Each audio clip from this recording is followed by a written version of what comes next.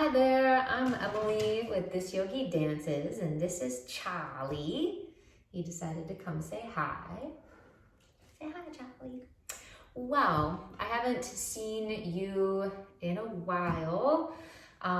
Sometimes you just need to be a bit more quiet, put the energy on reserve so you can show up as your best self. So I've been doing a little bit of that and rearranging and figuring out what I want to offer you on this channel that will feel good for everybody.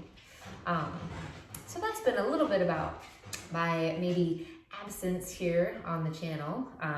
But as for the reason why I am posting today, I got a request from a student about proper, and I'll also put that in air quotes, proper alignment for pigeon pose.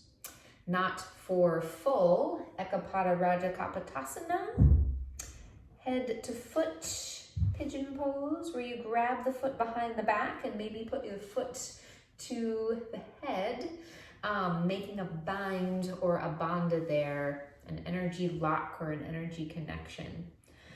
So today, just for the hip alignment, just for the hip opening pigeon pose. Okay, there's a couple different ways you can practice this pose, and it really, for any pose that you're doing on your mat, your intention matters, the why of how and what you're doing. And always, always, always keeping your breath first and foremost, your pranayama. So, most common place for pain and injury in this position is strain on the knee. Probably, most likely, usually because the hip and the low back, the hamstring, and maybe even the inner thigh are a bit tight. Okay, so ways to alleviate that. First one is to take the pose reclined, supine, supta, on the back. Okay. So that option one that will stabilize the pelvis and the spine. Here in my socks and sweatshirt today because it's cold here, it's officially fall. I'll lay down on the back. I'll make a figure 4 action, making a 90-degree angle here with the thigh. So if you're practicing this with me, which I suggest, maybe look at your thigh and see how in this position here reclined, your thigh goes off on an angle. So if you trace the thigh from the pelvis, it goes off on an angle, not directly forward like the stable thigh. So just notice that and keep that in mind for later. This might feel like enough hip stretch.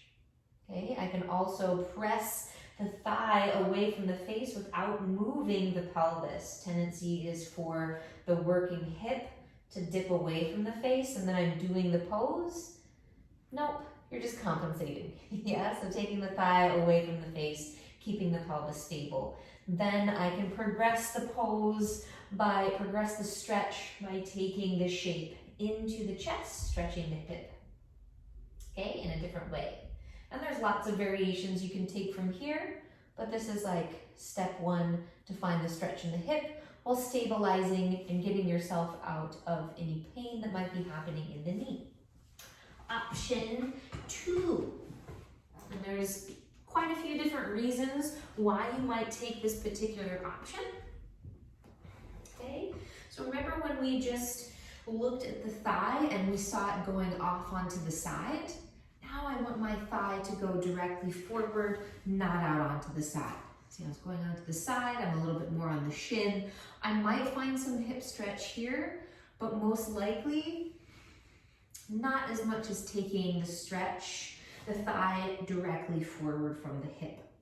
And with the back leg, I'll tuck it under as much as possible, tuck the back toes, lift the back knee. For a lot of people, what happens here and what takes you into the knee pain, or into some knee pain, is that the hip, the thigh, is not on the floor. I'm exaggerating a little bit here. My thigh is not on the floor, it's not stable. So I might need an extra rolled mat, some pillows, something underneath the thigh to stabilize the thigh and the hip here so that the stretch can be in the pelvis and not compensating here in the knee.